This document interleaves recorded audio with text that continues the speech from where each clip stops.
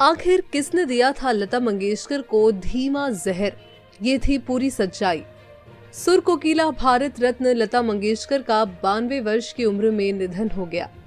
लता ताई के निधन से देश भर में शोक का माहौल है। स्वर कोकिला के बारे में कहा जाता है कि 33 साल की उम्र में ही उन्हें जहर देकर मारने की कोशिश की गई थी। अपने जीवन के इस दर्दनाक किस्से से लता मंगेशकर ने खुद पर्दा हटाया था। लता ताई ने एक इंटरव्यू के दौरान कहा था कि हमारी फैमिली इस बारे में बात नहीं करती क्योंकि ये हमारी जिंदगी का सबसे भयानक दौर था। साल था 1963। मुझे इतनी कमजोरी महसूस होने लगी कि मैं बेड से भी बमुश्किल उठ पाती थी। हालात ये हो गए कि अपने दम पर चल फिर भी नहीं सकती थी। लता जी के मुताबिक इस बात की पुष्टि हो चुकी थी कि उन्हें धीमा जहर दिया गया था।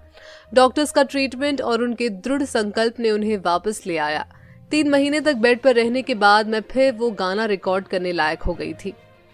स्वर कोकिला के मुताबिक उनकी रिकवरी में मजरूह सुल्तानपुरी की अहम भूमिका थी। बातचीत के दौरान वो कहती हैं, मजरूह साहब हर शाम मेरे घर आते और कविताएं सुनाकर मेरा दिल बहलाया करते थे।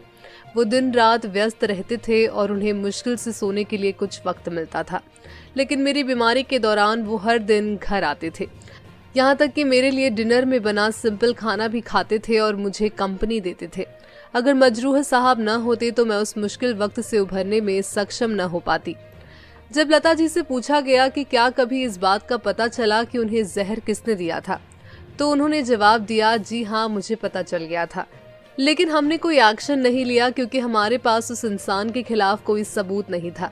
जब उनसे पूछा गया कि क्या ये सच है कि डॉक्टरों ने उन्हें कह दिया था कि वो फिर कभी नहीं गा पाएंगी, तो जवाब में उन्होंने कहा, ये बात गलत है। धीमे जहर के इर्द गिर्द बुनी गई ये काल्पनिक कहानी है कि डॉक्टरों ने मुझे कहा था कि मैं कभी नहीं गा पाऊंगी। मुझे ठीक करने वाले हमारे फैमिली डॉक्टर आरपी कपूर ने तो मुझसे ये तक कहा था कि वो मुझे खड़ी करके रहेंगे। पिछले कुछ सालों में ये गलतफहमी हुई। मैंने अपनी आवाज नहीं खोई थी।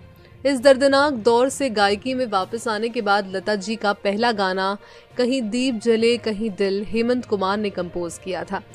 लता जी इस बारे में बताती हैं कि हेमंत दा मेरे घर आए और माँ की इजाज़त लेकर मुझे रिकॉर्डिंग के लिए ले गए। उन्होंने माँ से वादा किया कि किसी भी तरह के विपरीत लक्षण दिखने के बाद वो तुरंत मुझे घर वापस ले आएंगे।